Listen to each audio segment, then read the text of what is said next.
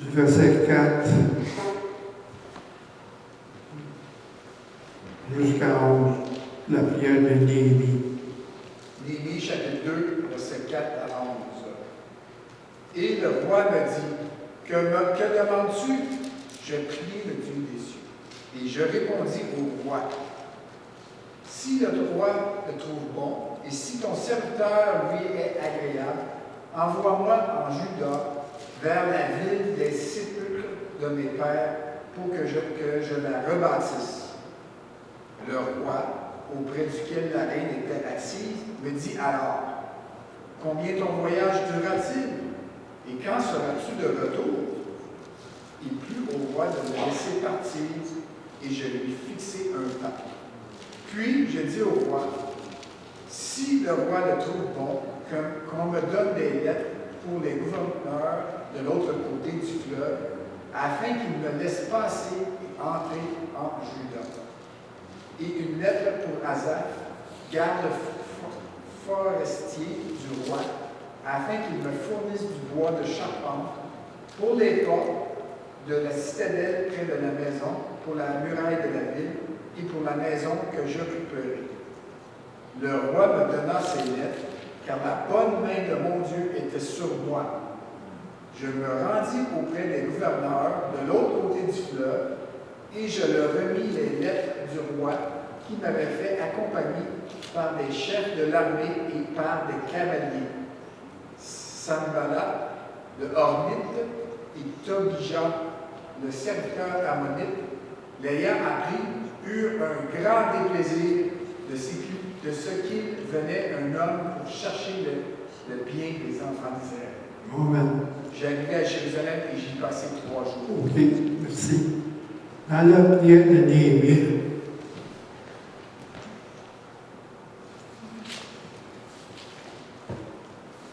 je pense qu'on a parti là, 2 semaines, 3 semaines, dans Isaïe 58, le verset clé d'Isaïe. Parce qu'Isaïe était le prophète de la restauration. Et au verset 12 du chapitre 58, les tiens rebâtiront sur l'ancienne ruine, tu relèveras des fondements antiques, on t'appellera réparateur des brèches. Celui qui restaure le chemin et qui rend le pays habitable. C'est que, en ce moment, qu'est-ce que Dieu fait avec nous? Il nous rétablit.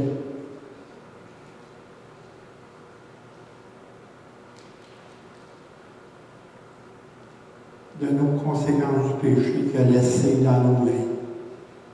Il relève les murs. Il relève les douleurs.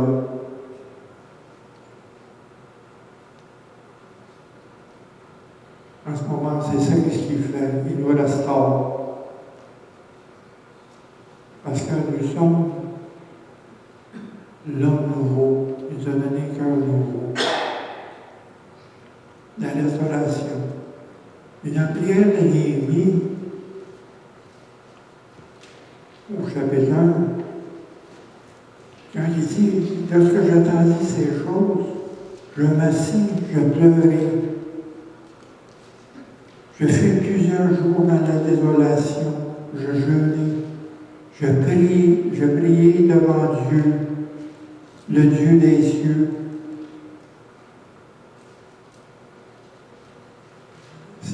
On regarde l'esprit qui est en Néhémie, un esprit qui est affligé devant la destruction de Jérusalem.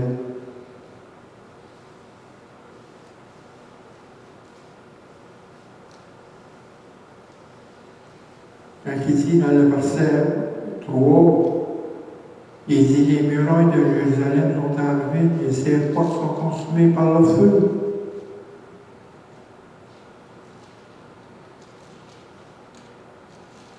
Et qu'est-ce que Néhémie a fait? La première chose, avant d'aller, il a prié. Avant toute chose, la prière en premier.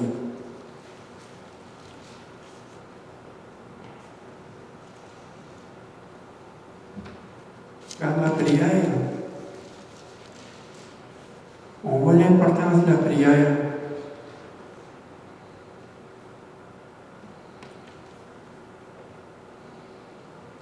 Car la prière est comme essentielle pour bâtir et rebâtir une vie selon les promesses et les objectifs de Dieu. Quand on parle de rebâtir, on parle de réformer, de restaurer. Et aussi, ça crée une simple praticitude de la prière. Un empressement, comme un enfant dans la confiance en Dieu. Le Dieu souverain qui est prêt à écouter et à exaucer. Aussi, c'est une dépendance dans l'assistance du Saint-Esprit dans la prière et une place à l'obéissance, que nous allons voir tout à l'heure, qui ouvre la voie dans la réponse aux prières. Parce que c'est ce qu'on a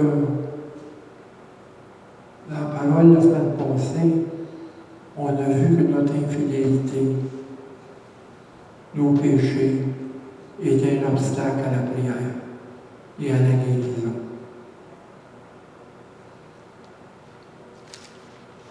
La prière, c'est toucher le cœur de Dieu, toucher son cœur.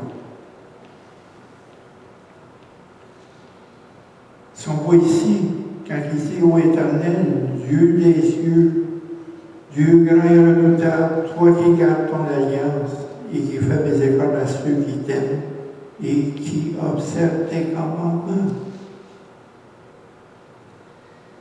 La prière de Néhémie donne le ton exact à la prière, à la vérité et à la poussée que l'Esprit Saint fait en nous. On est poussé par l'Esprit à prier. Parce que l'Esprit prie avec nous.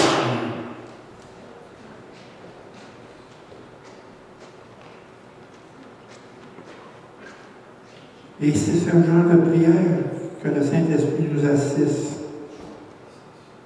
Le commencement est de nous engager à prier. Parce qu'on apprend à prier avec Dieu. On apprend. C'est un temps pour apprendre à prier. Je me rappelle tout le temps, j'avais une cassette. Teach me how to pray, God. Teach me how to pray. Quand j'étais tout seul, je soupais le soir, ma femme travaillait. Je faisais jouer sur cette cassette-là. Teach me how to pray.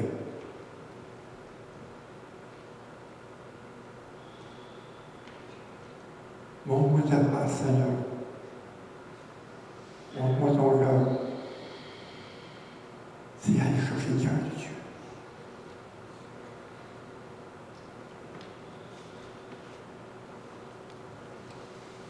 Puis il faut commencer à prier.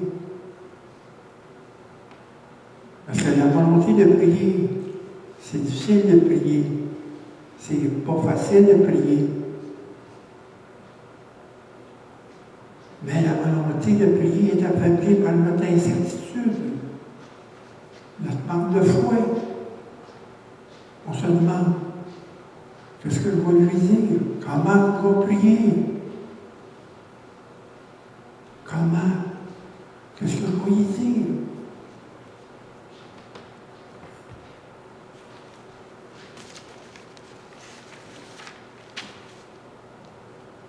Parce que la prière, c'est pas une forme de travail.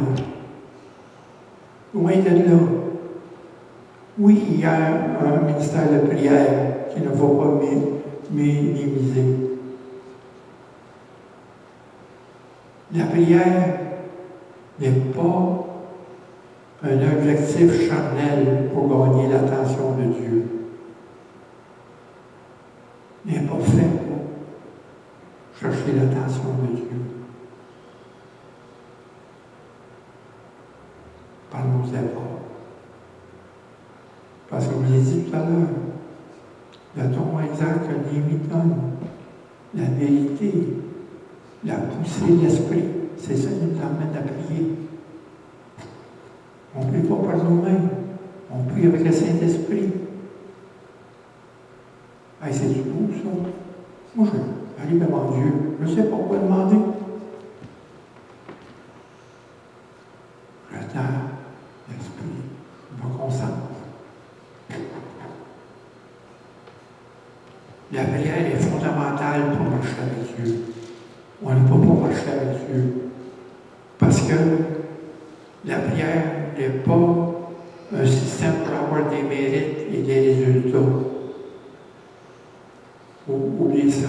La prière n'est pas une forme de travail pour avoir des mérites et des résultats. Avoir une petite étoile sur votre page, à votre devoir. Loin de là. Loin de là. Les résultats appartiennent à Dieu et non à nous.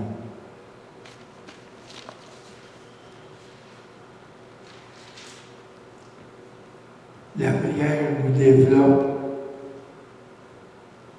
La prière est là pour nous développer dans une passion et dans une relation avec Dieu. Une relation avec Dieu.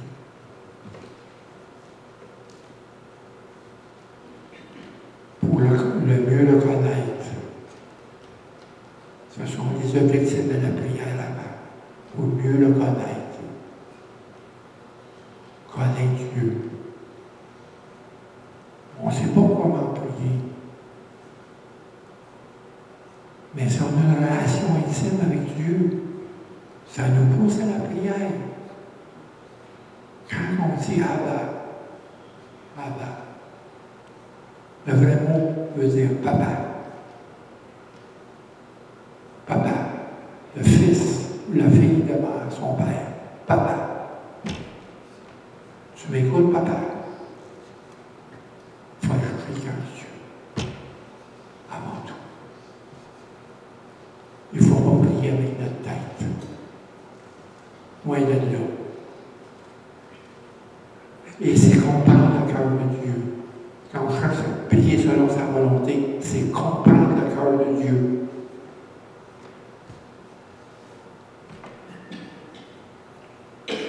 Et pour ça, étant la présence de Dieu, c'est un privilège qu'il nous donne. Un privilège. Vous m'entendez? Nous sommes privilégiés d'être dans sa présence. Nous sommes son temple. Il est en nous. Son sanctuaire est en nous. Le lieu sacré est là. Le Saint des Saints est en nous. On n'a pas besoin de bâtisse. Nous sommes son temple.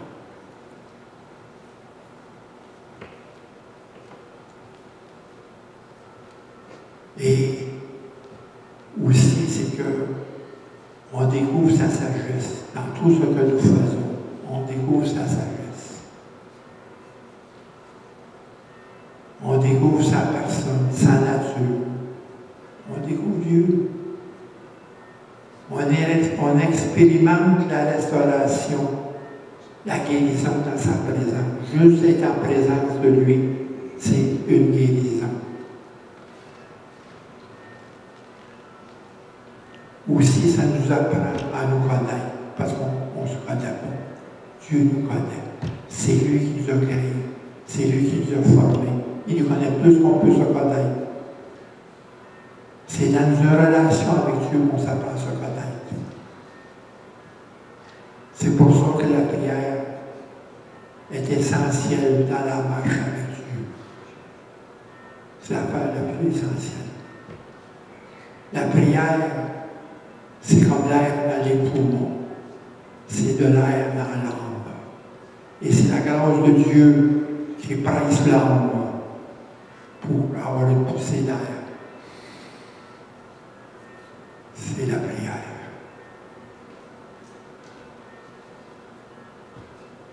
On ne prie pas par nos efforts.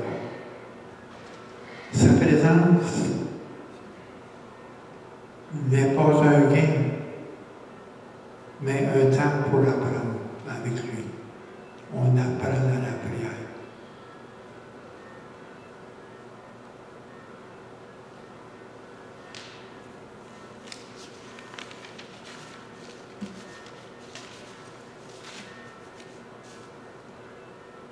Parce que c'est avec l'Esprit qu'on va se bâtir, par l'Esprit qu'on se bâtit. La prière de Néhémie a un résultat de restauration. Ils sont pas ici, au chapitre 4. J'entendis ces choses en parlant de la destruction des ruines de Jérusalem. Je fus plusieurs jours dans la désolation. Il est affligé. C'est ça qu'il en a prière. Il est affligé. Ils sont pas ici. Dans le chapitre 2, quand il a fait face au roi, Exarchès, le roi, il dit, pourquoi as-tu un mauvais visage? Dans le chapitre 2, au verset 2, tu n'es pas pourtant malade, ce ne peut être un chagrin de cœur. Pourquoi as-tu un mauvais visage? Je fus saisi d'une grande crainte. Et je répondis au roi que le roi vit éternellement. Comment n'aurais-je pas de mauvais visage lorsque la ville où sont les sépulcres de mes pères est détruite? La désolation. Il est affligé par les destructions et que ses pertes sont consumées par le feu.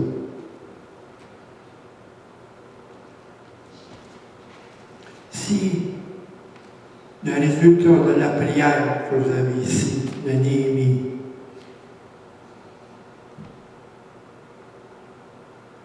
était là pour restaurer une cité, pour restaurer, remonter tous les murailles de Jérusalem, pour rebâtir Jérusalem.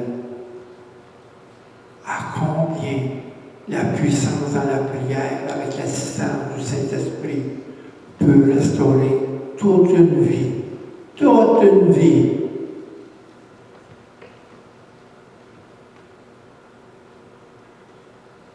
Et on peut prier à genoux et jeûner et demander la ville de Montréal pour soit donnée au Christ.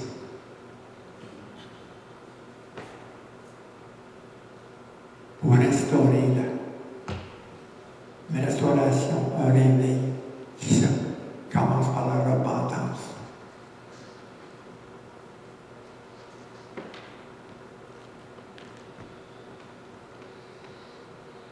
Oui, si le résultat ou que Dieu a exaucé Néhémie, en 52 jours, il a tout rebâti la ville au complet.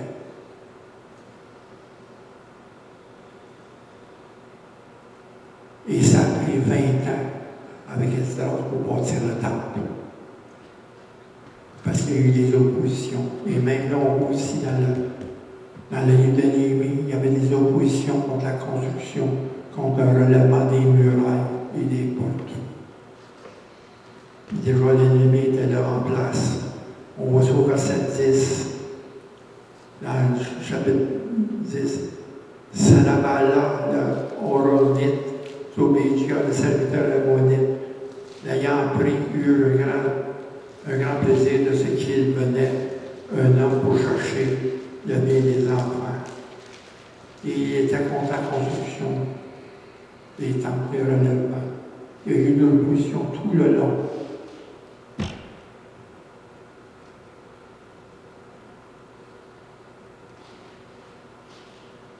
Si on voit premièrement, dans la prière de Néhémie,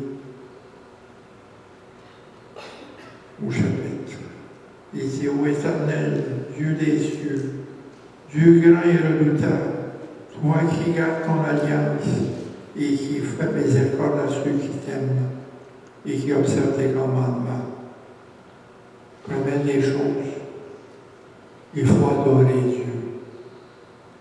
Notre Père, que ton nom soit sanctifié, pour que ton règne arrive, que ton nom soit sanctifié. On élève on élève la grandeur de Dieu, sa majesté. Il faut élever son nom.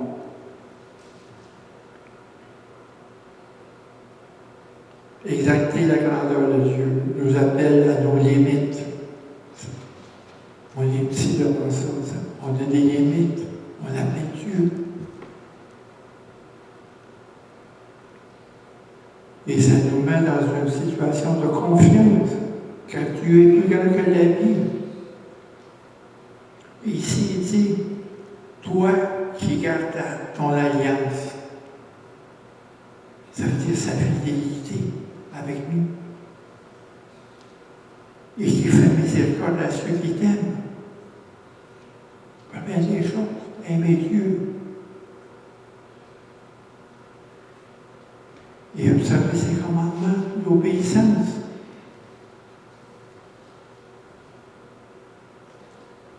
Car son alliance est dans sa miséricorde avec nous.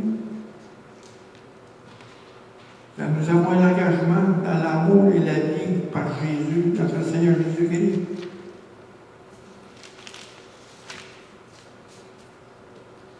Ici, il dit, à ceux qui t'aiment et qui observent tes commandements.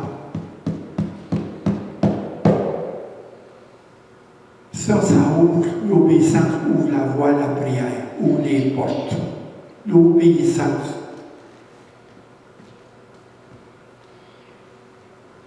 Engagé dans l'obéissance au début de la prière.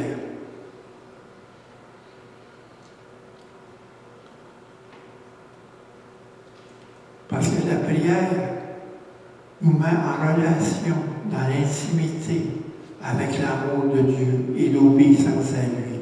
On voit ça ici, que ceux qui font miséricorde à ceux qui t'aiment et qui observent tes commandements.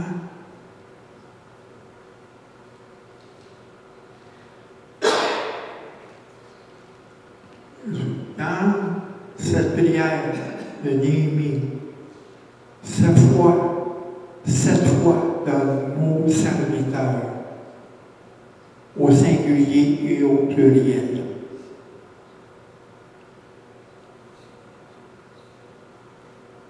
Que ton oreille, au verset 6, que ton oreille soit attentive, que tes yeux soient ouverts, écoute la prière de ton serviteur, t'adresse à ce moment, jour et nuit. Un serviteur, c'est parce qu'il sert Dieu. Il obéit à Dieu. Il faut se qualifier, on sert Dieu, on ne sert pas le monde. Premièrement, on sert Dieu.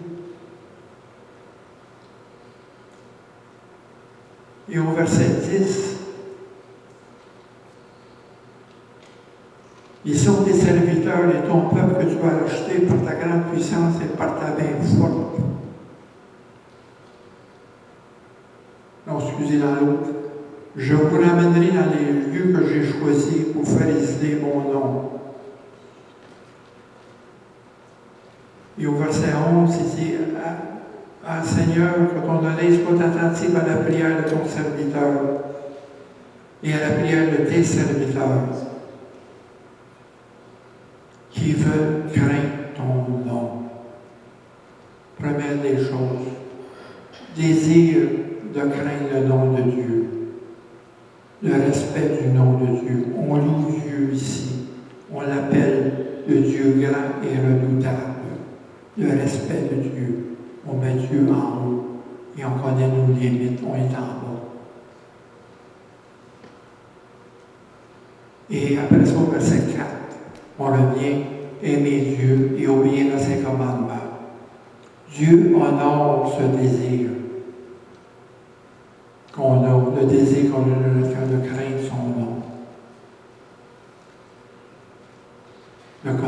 qu'il est Dieu, le Dieu vivant, le Créateur du ciel et de la terre et de tout ce qui le renferme, le Dieu qui est dans les cieux.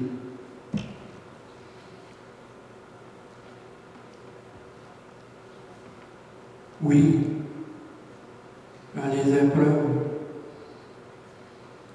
je parle à quelqu'un pour cette semaine, des témoignages. Ouais, mais Dieu n'a pas de contrôle. Ouais. Dieu est en contrôle de tout.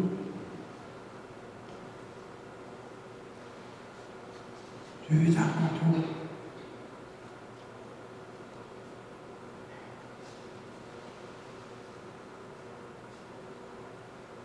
Parce que Dieu honore ce désir, quelles que soient les choses qui nous arrivent dans la vie. Faire toutes choses concourent au bien de ceux qui aiment Dieu. Romains 8. Toutes choses à ceux qui est prédestiné dans sa gloire, à ceux qui a appelé dans sa gloire, à ressembler à son Fils. La gloire, c'est pas juste notre salut, c'est être comme son Fils. On va tous être comme son Fils. C'est ça qu'on va bâtir, la restauration. Et ça nous met dans l'espérance et la confidence qui va se lever en nous si nous comprenons l'esprit de la prière de Néhémie. Si on comprend cet esprit-là dans la prière,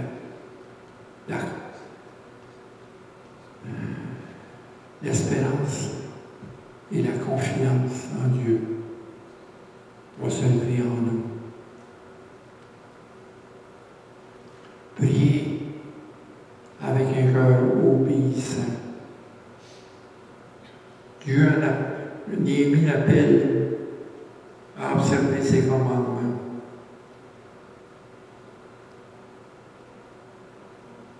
Parce qu'au verset 8 et 9, il dit, souvenez-vous de cette parole que tu donnas hors à Moïse, ton serviteur, ton serviteur, de prononcer lorsque vous pécherez, je vous disperserai parmi les peuples, mais si vous revenez à moi et si vous observez mes commandements, attendez-moi. Le salut que nous avons en ce moment est conditionnel avec un si. Si vous sauvez, si vous m'aimez, si vous observez mes commandements. Retenez Jean 14, 15. Si vous m'aimez, gardez mes commandements. Et au verset 21 du chapitre 14, celui qui a mes commandements et qui garde, c'est celui qui m'aime. Et au chapitre 15, 9 et 10, demeurez dans mon amour, si vous gardez mes commandements, vous demeurez dans mon amour. C'est conditionnel à ça, le salut. Demeurer en lui. Tant qu'on va demeurer, on sera plus vulnérable. Voilà. Nous sommes des vainqueurs en Christ. Vainqueurs. On n'est pas dans la défaite. C'est comme au hockey. Un club qui perd, c'est un club qui joue sur les talents. Ils jouent dans leur zone, à la défensive. Mais le club qui traverse la ligne rouge, qui s'en va dans l'autre zone, à l'offensive, c'est ce club-là qui va gagner. Et ce club-là, c'est jouer autant ces deux côtés de la glace, à la défensive et à l'offensive.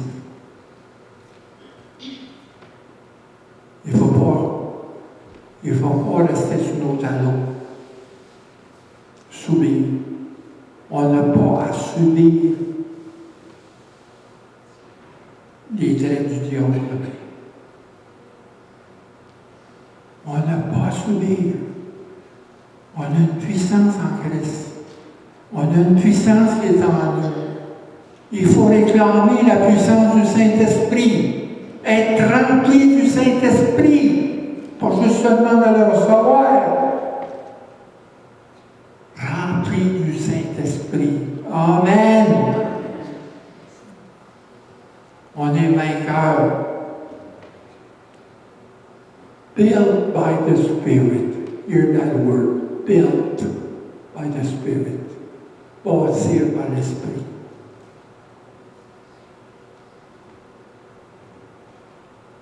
Abba, Papa. Relation avec, ça nous met dans une relation intime avec Dieu. C'est cette relation que la prière nous emmène. C'est cette relation qu'il faut chercher. Et ça dans le chemin de l'obéissance. Car l'obéissance est liée à l'adoration. Abba, Papa.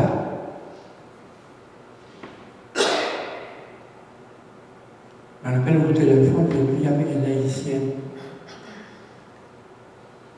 La prière, on disait Papa. On a prié Papa. Papa. Ensemble, il faut prendre, nous sommes des enfants. Il faut avoir cet esprit de l'enfant dans notre cœur. Chercher son Père, chercher le cœur de son Père.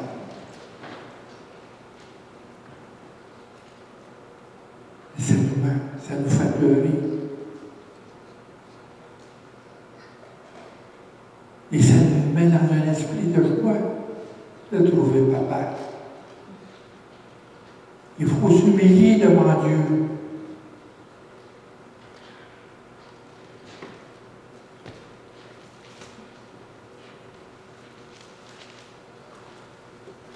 Dans 2 Chroniques, au verset 7,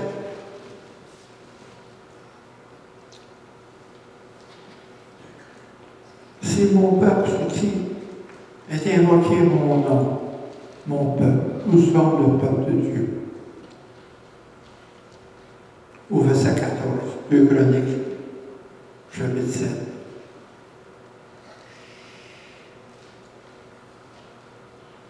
Si mon peuple, sur qui est invoqué mon nom, s'humilie, vous m'attendez, s'humilie, connaît nos limites devant Dieu. Le Dieu redoutable.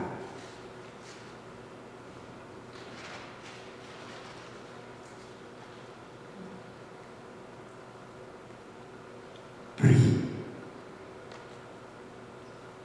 Cherche ma face. Et s'il détourne ses mauvaises voies, je l'exaucerai. La repentance.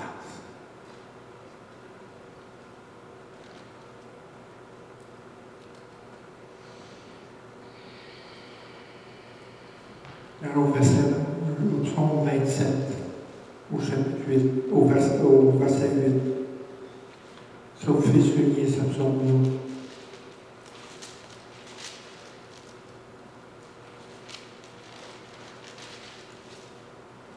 Psaume 27. Moi, je l'ai souligné, je l'ai coloré.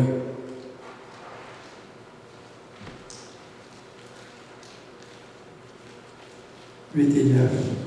Mon cœur dit de ta part, cherche ma face. » On a dit, cherche mon cœur.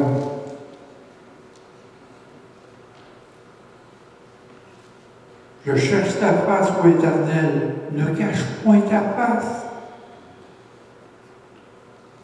Ne repousse pas avec colère ton serviteur. Tu es mon secours. Ne me laisse pas, ne m'abandonne pas, Dieu de mon salut. Cherche ma face.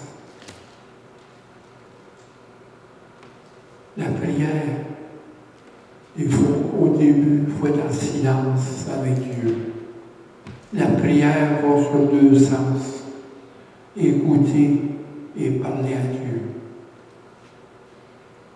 Être en communion avec Dieu, c'est communiquer avec Dieu.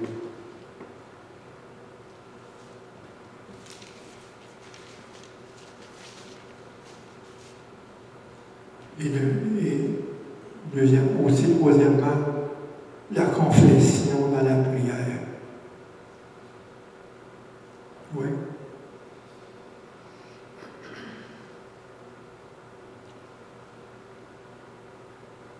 Au verset 6 et 7, il dit que ton oreille soit attentive et que tes yeux soient ouverts. Écoute la prière que ton serviteur t'adresse en ce moment, jour et nuit. Pour tes serviteurs, les enfants d'Israël, en confessant les péchés des enfants d'Israël, nos péchés contre toi, car moi et la maison de mon Père, nous avons péché, nous t'avons offensé, et nous n'avons point observé les commandements, les lois et les ordonnances que tu as prescrites à Moïse. La confession collective et individuelle.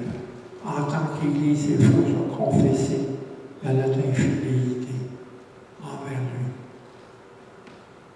La repentance et l'obéissance. C'est tout ça qui nous amène à la prière. C'est ça qui enlève les obstacles à la prière. La repentance. Repentez-vous. C'est ce que Jean-Baptiste a dit. Repentez-vous.